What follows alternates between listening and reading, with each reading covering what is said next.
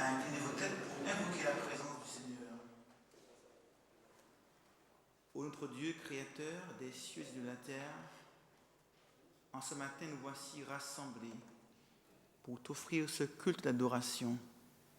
Puisses-tu le recevoir comme une offrande d'agréable odeur et nous assister par la présence de ton Esprit Saint. En Jésus-Christ, nous te prions. Amen.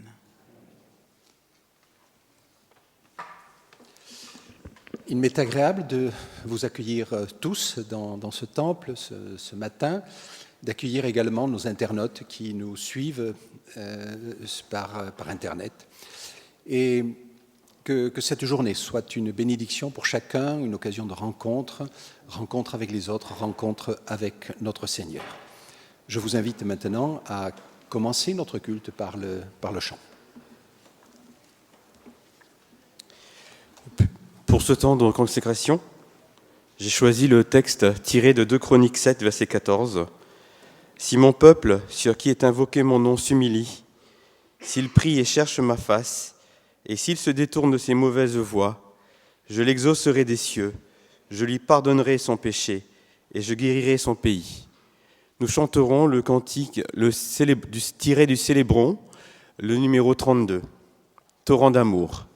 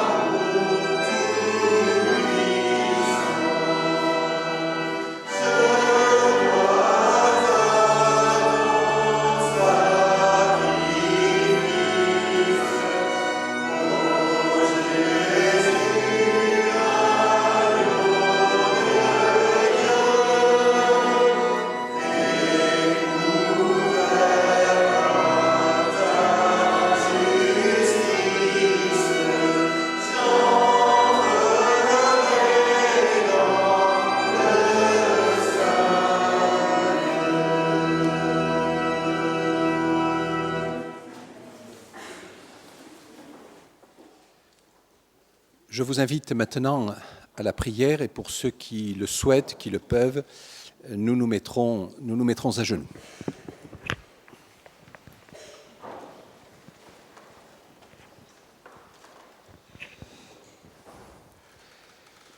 Notre Dieu, notre Père, ce matin, en ce temple, nous voulons te prier. Nous venons de chanter un cantique puissant qui nous met face à toi dans cette position d'humilité. Nous voulons accepter, notre Père, ton sacrifice pour nous, pour nos péchés. Nous voulons accepter cette grâce, même si parfois cela nous paraît difficile. Et nous voulons croire, et nous te demandons de nous aider à croire que tu nous as pardonné dès aujourd'hui, dès maintenant. Et qu'au travers de cette grâce que tu nous accordes, que de ce pardon que tu nous donnes, nous pouvons entrer librement et dans la joie, dans ce saint lieu spirituel, dans cette relation avec toi où tu nous attends patiemment, où tu veux dialoguer avec nous. Et notre Père, ce matin, nous voulons dialoguer avec toi.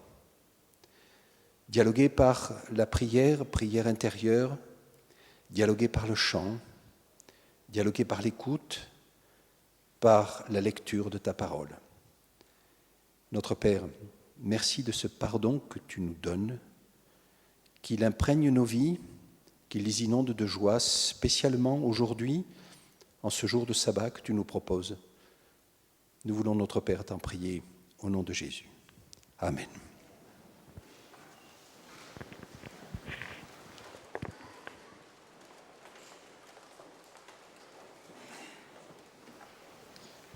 J'invite les diacres et les diaconesses à bien vouloir passer dans l'aération.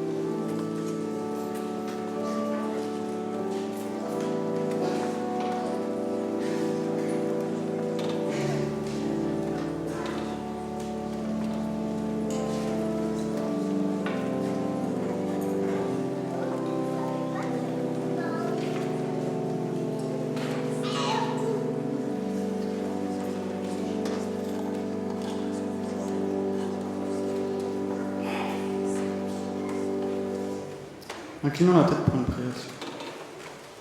Père éternel, nous te remercions car nous sommes tous réunis ici dans ce temple pour te louer. Bénis les personnes qui n'ont pas pu venir aujourd'hui, qui sont malades, notamment je te prie pour le pasteur qui est toujours malade. Nous te remercions et bénis également les personnes qui auront la charge de redistribuer ces dîmes et ces offrandes. Nous te remercions et nous te Nous te louons au nom de Jésus. Amen.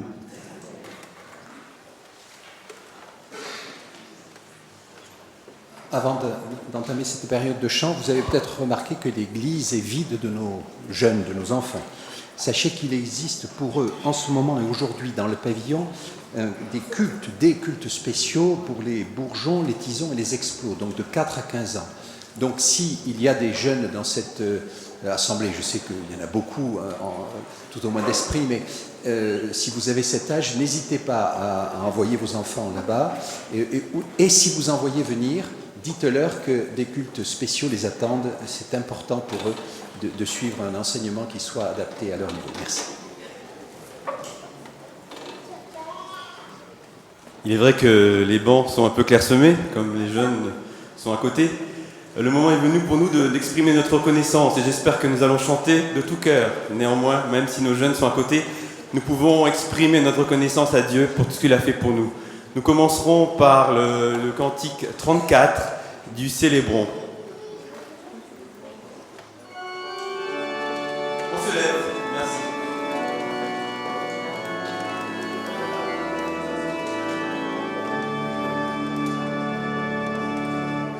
Nous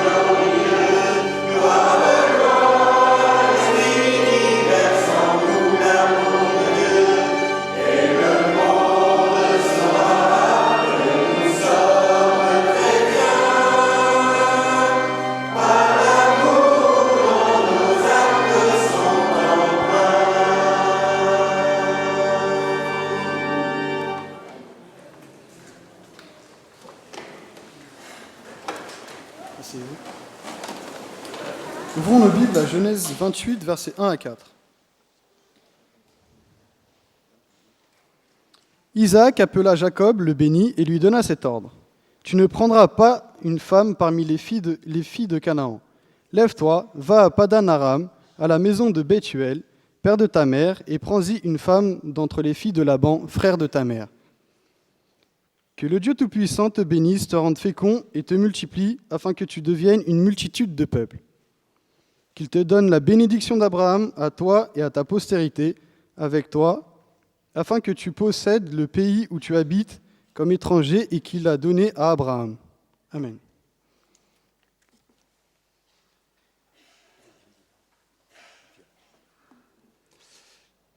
C'est un plaisir pour moi de vous présenter Jean-Jacques Chaffograc. Beaucoup d'entre vous le connaissent, mais peut-être les internautes ne le connaissent pas. Jean-Jacques est pasteur. Il est responsable dans notre fédération de l'association pastorale. Et à ce titre-là, s'occupe des pasteurs à l'occasion de visiter beaucoup d'églises. Et merci encore à toi d'être venu dans ce temple que tu connais bien puisque tu as déjà prêché ici. Jean-Jacques, outre ses fonctions de pasteur, est un écrivain. Et voilà, si un livre sur l'épître aux Romains vous intéresse, en particulier dans le cadre de l'école du sabbat, n'hésitez pas. Merci encore pour tout ce que tu fais pour la communauté.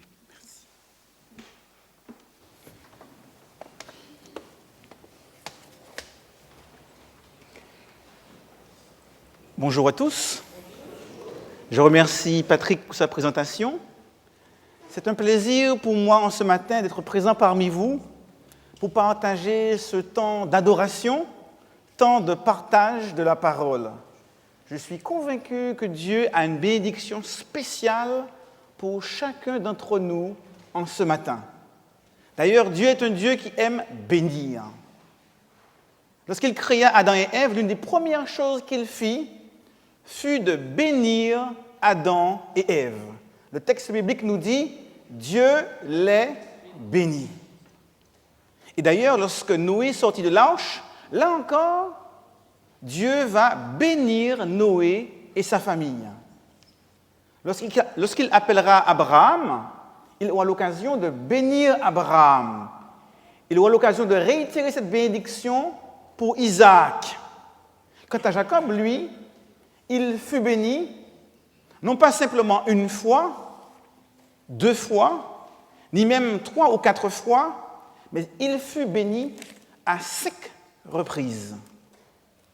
Les 5 bénédictions de Jacob, ou si vous préférez, l'itinéraire d'un enfant gâté vers la maturation adulte. Nous connaissons l'histoire de Jacob et nous savons que c'est un homme qui a toujours, dès son enfance, été dans une situation de concurrence. Vous vous souvenez, le texte biblique nous donne un détail assez intéressant. Il nous est dit que dès le ventre de sa mère, Jacob et Ésaü étaient déjà dans une concurrence. Il y a même une prophétie disant que l'un dominera l'autre. Et alors qu'il grandissait, on va voir que Ésaü, qui était préféré par son père Isaac, et Jacob, qui était le préféré de sa maman, eh bien, vont avoir une relation de plus en plus tendue. Le cadet, Jacob, aurait voulu être l'aîné. Il aurait voulu être le plus grand. Il aurait voulu être celui qui va succéder en tant que patriarche, chef de tribu, à son père Isaac.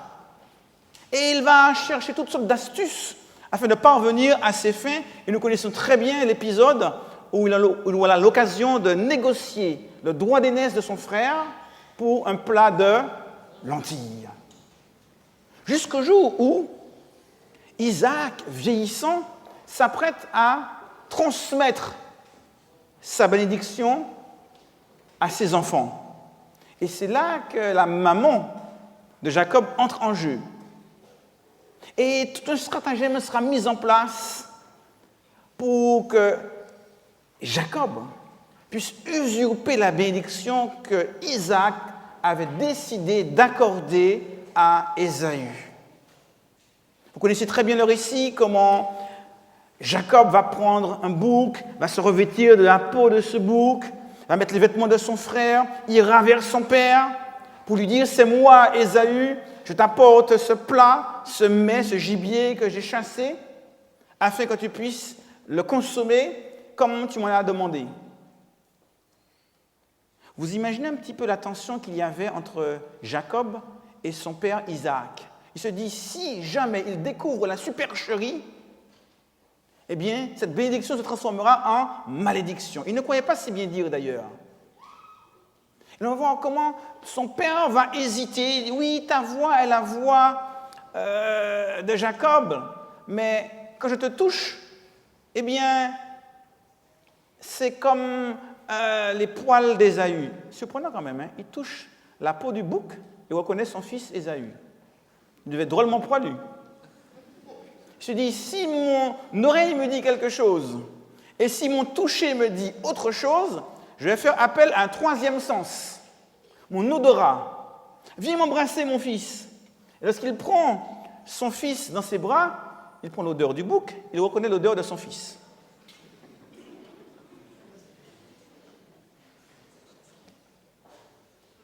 Et c'est ainsi que Jacob va usurper la bénédiction que son père Isaac avait destinée à Ésaü. Il lui donnera une bénédiction matérielle, le blé, le vin, l'huile, la graisse de la terre, la rosée, ainsi que la domination sur son frère. Une fois béni, Jacob s'en va et Ésaü arrive. Vous connaissez le récit. Cet homme courageux, costaud, grand chasseur devant l'Éternel, habitué à gambader dans la forêt, qui n'avait pas peur de chasser les gibiers, le voilà comme un enfant complètement désemparé, désespéré. Il vient de se rendre compte que son frère lui a volé sa bénédiction. Il va supplier, « Papa, bénis-moi !» N'as-tu que cette seule bénédiction? N'as-tu pas une autre?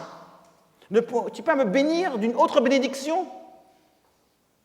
Et Isaac de répondre, je n'ai pas d'autre bénédiction. Mais papa, bénis-moi. Alors, Isaac de prendre la parole, de dire à son fils Ésaü, et nous pouvons le lire ensemble dans Genèse au chapitre 27, le verset 39, Genèse au chapitre 27, verset 39, « Ta demeure sera privée de la graisse de la terre et de la rosée du ciel d'en haut. Tu vivras de ton épée et tu seras asservi à ton frère. » Drôle de bénédiction aux allures de malédiction. Ta demeure sera privée de la graisse de la terre, de la rosée du ciel. Tu seras asservi à ton frère. Mais il entrouvre une porte. Mais en errant ça et là, tu briseras son joug de dessus ton cou. Alors vous imaginez le désespoir et la fureur qui ont envahi le cœur d'Ésaü. Il s'est dit, mon père mourra. Et le jour où il fermera les œufs, je tuerai mon frère Jacob. Et nous savons que Jacob n'avait aucune chance face à Ésaü. Jacob qui était dans les jupes de sa maman, frêle, Ésaü, le gaillard costaud, chasseur, à tel point que la mère des deux fils doit maintenant inventer un stratagème pour épargner la vie de Jacob. Cette première bénédiction, la bénédiction volée, va avoir des conséquences dramatiques dans la relation entre Jacob et sa maman. Celle-ci va devoir envoyer son fils préféré loin d'elle, chez son frère Laban, afin de protéger sa vie de la part de son frère qui veut le détruire. Et juste avant de partir, le prétexte étant d'aller chercher femme au pays d'où est originaire sa maman, Isaac appelle Jacob et lui dit, viens, avant que tu ne partes, j'ai quelque chose à te dire. Tiens, qu'est-ce qu'il veut me dire? Je pensais que je m'en irais comme cela à la sauvette et papa veut me parler avant que je ne parte. Et là, C'est assez surprenant. Au chapitre 28, il nous est dit qu'Isaac appela Jacob et le bénit. Et il va dire au verset 3 que le Dieu Tout-Puissant te bénisse, te rende fécond et te multiplie, afin que tu deviennes une multitude de nations. Qu'il te donne la bénédiction d'Abraham à toi et à ta postérité avec toi, afin que tu possèdes le pays où tu habites comme étranger et qu'il a donné à Abraham. Premier élément, Jacob aurait dû être interpellé. Loin de me gronder, loin de me réprimander, ne voit-il pas que son père le bénit une fois de plus? Il aurait dû être déjà interpellé par l'attitude de son père Isaac. Deuxièmement, son père lui donne une autre bénédiction qui est tout à fait différente de la première. Celle-ci, il l'appelle la bénédiction d'Abraham. Quelle est la bénédiction d'Abraham et en quoi consiste-t-elle? Si vous relisez dans Genèse au chapitre 12, les chapitres suivants, vous allez voir que la bénédiction d'Abraham contient deux éléments. La promesse de faire de lui un grand peuple, un peuple à travers lequel les familles de la terre seront bénies. Deuxième élément, lui donner une terre, un pays. Et c'est cette même bénédiction qui sera réitérée pour Isaac. Et maintenant, c'est cette même bénédiction qu'Isaac va donner à Jacob. Souvenez-vous, il avait dit à Ésaü son frère, « Je n'ai pas d'autre bénédiction. Celle que j'avais, je l'ai accordée à ton frère qu'il a usurpée. » Et maintenant, on découvre qu'il avait une deuxième bénédiction. En quoi consistait la bénédiction que Isaac avait voulu donner à Ésaü? Souvenez-vous, deux éléments. La prospérité matérielle, le vin, le blé, l'huile. Et deuxième élément, la domination. Là, on retrouve une autre bénédiction avec deux éléments complètement différents. Il ne s'agit pas ici de domination, de prospérité matérielle, mais plutôt d'une bénédiction messianique, parce qu'à travers le fait qu'il suscitera un peuple de Jacob, eh bien, il fera que les familles de la terre seront bénies à travers lui, faisant référence à Christ, en lui disant qu'il possédera le pays. Et c'est là qu'on voit toute la maturité spirituelle d'Isaac. Ésaü, ayant volé la bénédiction de Jacob, il aurait pu se dire, maintenant on va inverser. Comme tu as pris la bénédiction que j'avais réservée à ton frère, eh bien, je donnerai à ton frère la bénédiction que je t'avais réservée. Et on voit que non. Il savait pertinemment qu'il avait deux fils. Deux bénédictions, dont l'une messianique. Et que la bénédiction messianique qui avait été donnée à Abraham, à Isaac, était dévolue à Jacob. Et il ne cherchera pas une solution humaine à un problème compliqué. Il va quand même donner à Jacob la bénédiction qui lui était réservée. Non, il ne s'est pas trompé en voulant bénir Ésaü, parce que ce qu'il voulait donner à Ésaü n'avait rien à voir avec la bénédiction d'Abraham qu'il savait réserver à Jacob. Jacob aurait pu être interpellé. Mais au contraire, enfant gâté, Jacob a maintenant deux bénédictions, il est tout content. J'ai tout pour moi, j'ai tout gagné. Et plutôt que de rentrer en lui-même pour comprendre que son père ne l'avait pas oublié, et qu'en voulant bénir Ésaü, il ne l'avait pas mis de côté, puisqu'il avait aussi une bénédiction réservée à son intention, il va au contraire jouir de cela comme si c'était naturel. Tout lui était dû. C'est la bénédiction héritée. Parce que cette bénédiction est passée d'Abraham à Isaac, d'Isaac à Jacob et de Jacob à ses fils. Quant à la troisième bénédiction, Jacob aura l'occasion de la vivre au cours de son périple vers son oncle Laban. Là, vous vous souvenez de l'histoire où il va rêver, avoir un songe, et où les anges de Dieu monteront et descendront le long d'une échelle. Nous lisons ensemble dans Genèse au chapitre 28, le verset 13. « Je suis l'Éternel, le Dieu d'Abraham, ton père, et le Dieu d'Isaac. La terre sur laquelle tu es couché, Je la donnerai à toi et à ta postérité. Ta postérité sera comme la poussière de la terre. Tu t'étendras à l'Occident et à l'Orient, du septentrion au midi, et toutes les familles de la terre seront bénies en toi et en ta postérité. Maintenant, c'est Dieu lui-même qui parle à Jacob à travers un songe. C'est la bénédiction rêvée. Et cette bénédiction ne comprend aucun des éléments de la bénédiction volée à Ésaü. Dieu va confirmer qu'Isaac avait vu juste. La bénédiction que j'ai réservée à Jacob n'est pas liée à la prospérité matérielle ou encore à la domination. La bénédiction que j'ai réservée à Jacob est la bénédiction d'Abraham, la bénédiction messianique qui fait que toutes les familles de la terre seront bénies en lui, un peuple et une terre. Et là, une fois de plus, Jacob aurait pu être interpellé. Tiens, papa avait vu juste. C'est bien cette bénédiction qui m'était réservée, puisque maintenant Dieu lui-même confirme que c'est à cela que je suis destiné. Il n'est point question de blé, de vin, d'huile, de graisse de la terre ou de domination. Toutes les familles de la terre seront bénies en toi. Et comment Jacob va-t-il réagir? Assez surprenant. Lisons dans le chapitre 28.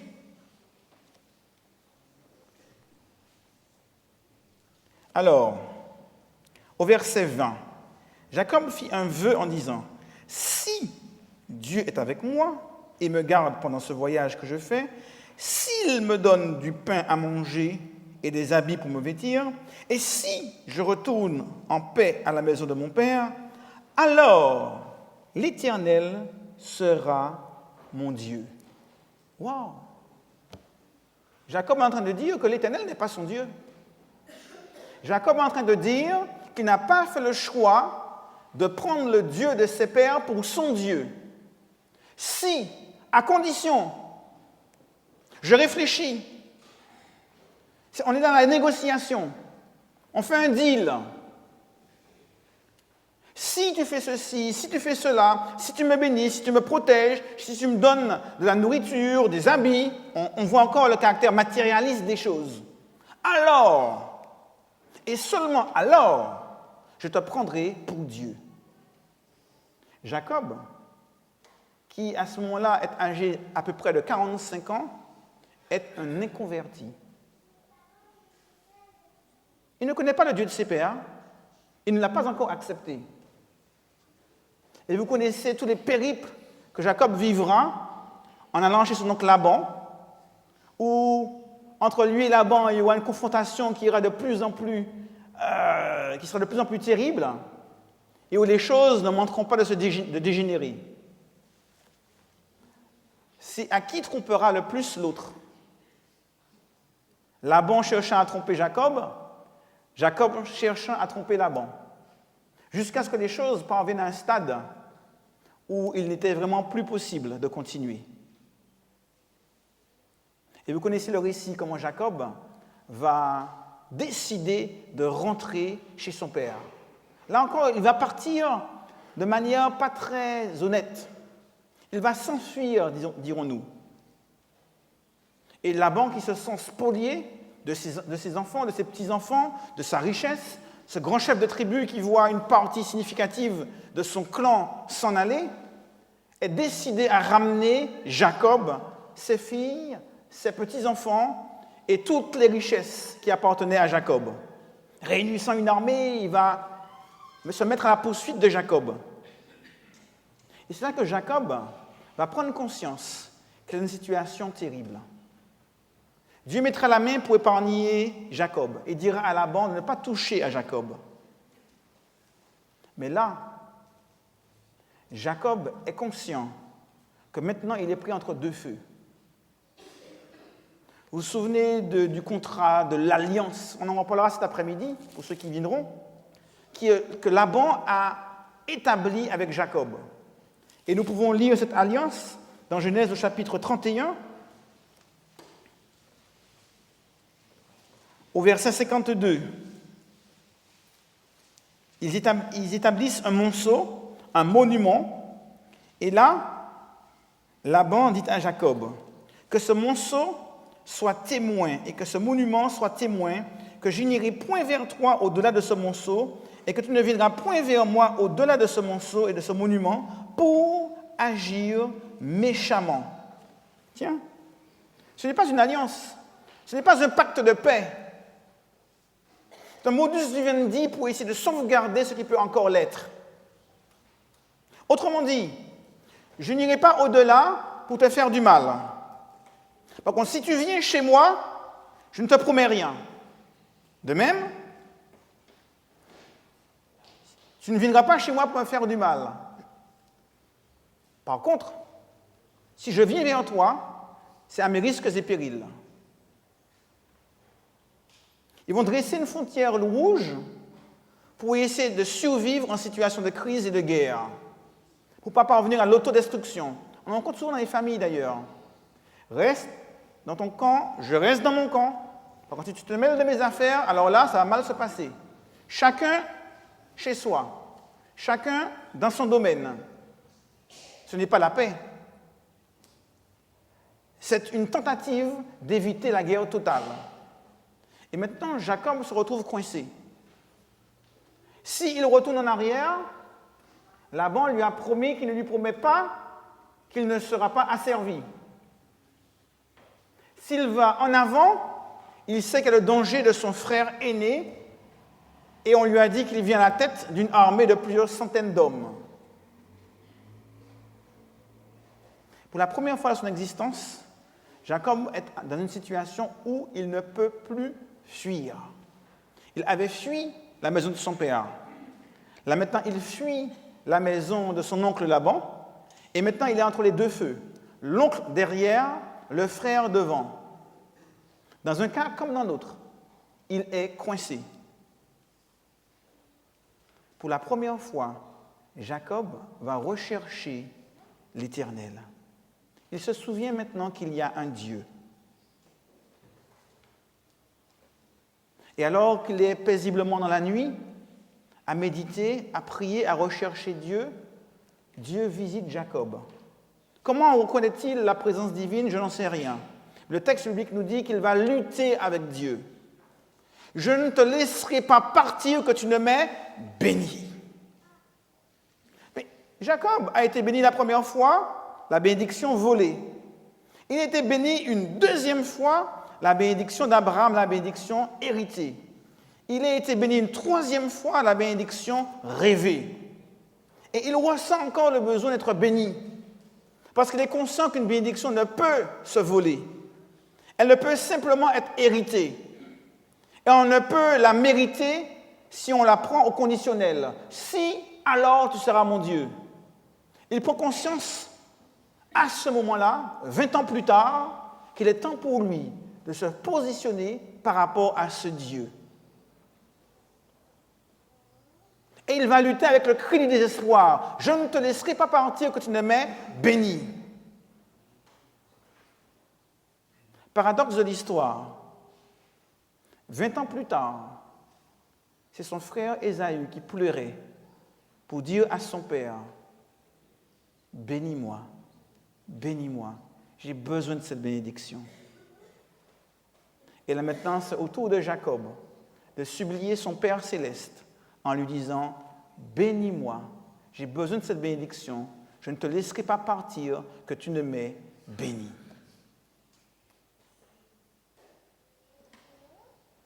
Jacob aura lutté et Dieu va une fois de plus bénir Jacob. D'ailleurs, il dira, j'ai vu Dieu et mon âme a été sauvée. Au fait, sauvée de quoi? Le danger est encore là, tant derrière que devant. La situation, à vue humaine, n'a pas changé. Mais Jacob sait déjà, au sortir de cette lutte avec Dieu, qu'il est sauvé. Sauvé de lui-même, sauvé de ses peurs, sauvé de son attitude, sauvé de son rejet de Dieu. Parce que maintenant, il a accepté le Dieu de son grand-père Abraham, le Dieu de son père Isaac, comme étant son Dieu également. La bénédiction quémandée.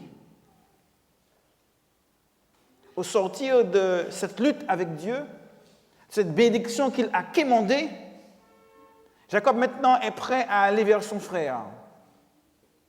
Et nous lirons ensemble quelques versets en lien avec la manière dont il s'y est pris pour aller à la rencontre de son frère. Nous sommes au chapitre 32. Quand il envoie ses serviteurs vers son frère, il demande à ses serviteurs de dire, au verset 18, 32, verset 18, « Tout ce que tu vois là appartient à ton serviteur Jacob. C'est un présent envoyé à mon Seigneur. » Et au verset 19, il dit, « C'est ainsi que vous parlerez à mon Seigneur Ésaü.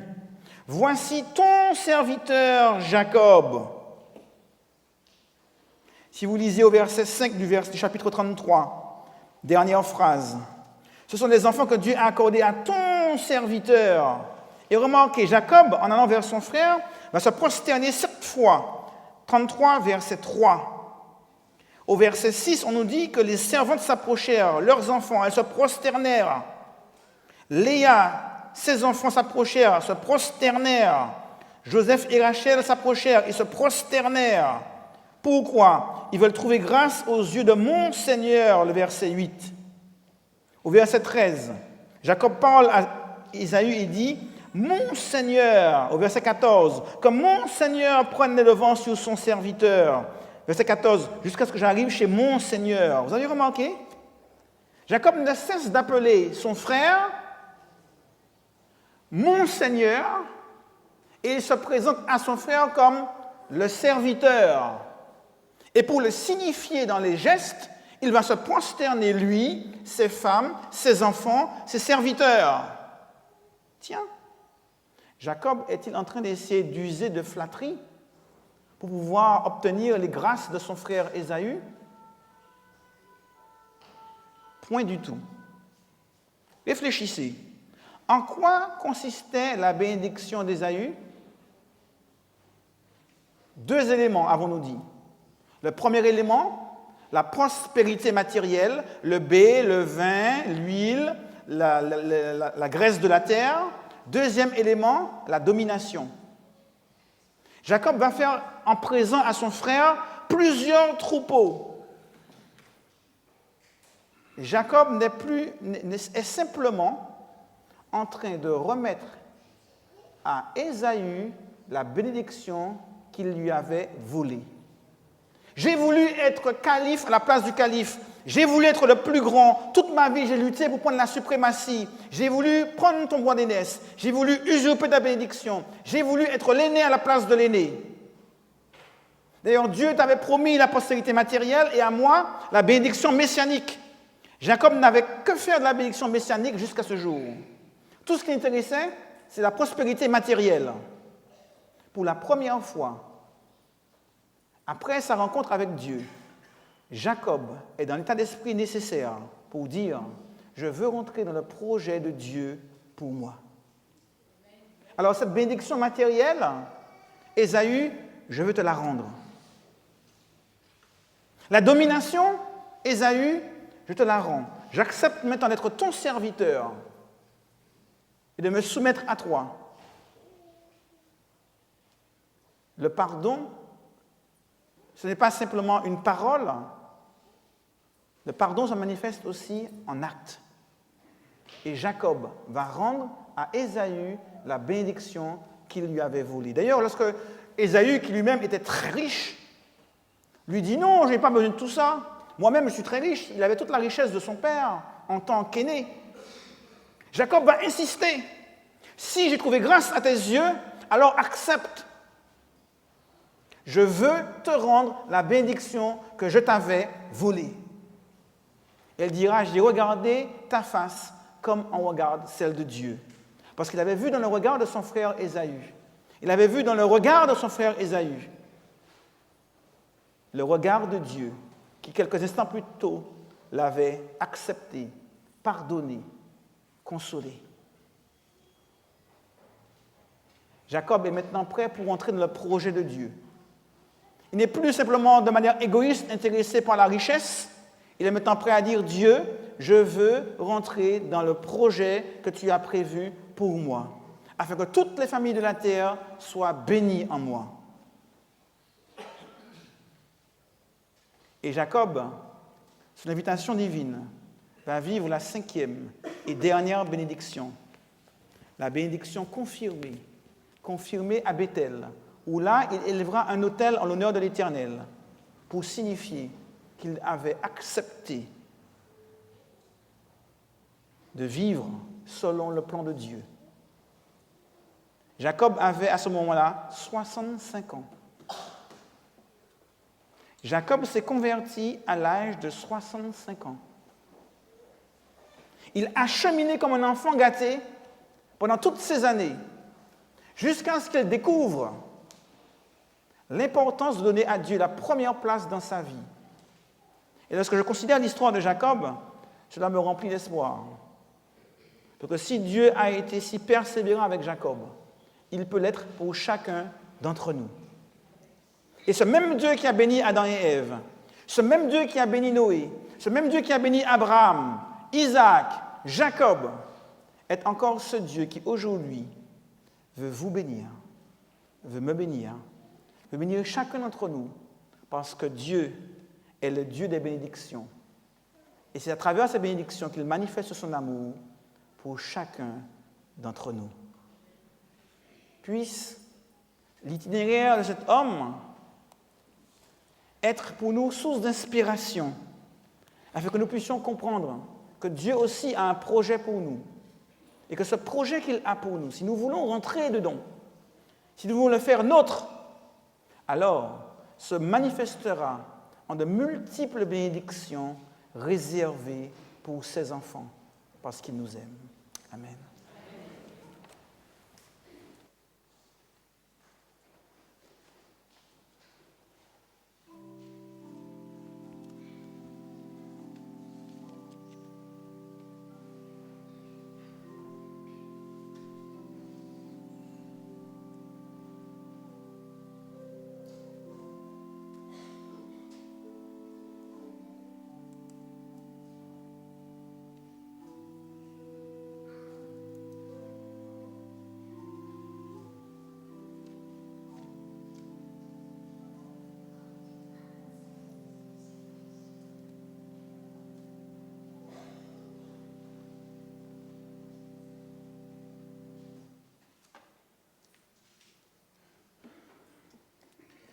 Nous nous lèverons pour chanter le cantique 456 du donner lui gloire. Jésus mon espérance, Jésus mon seul trésor. Amen.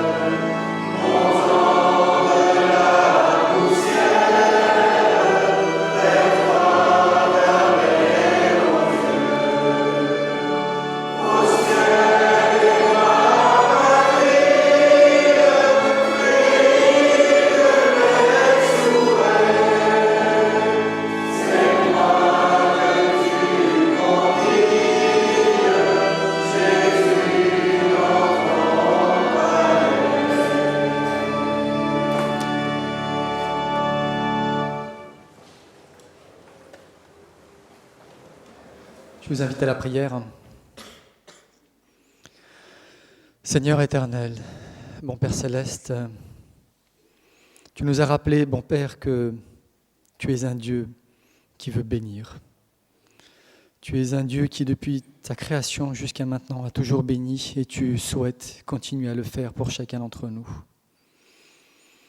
Au travers de l'exemple que nous venons d'entendre, Seigneur, eh bien, nous voulons aussi croire dans ta patience.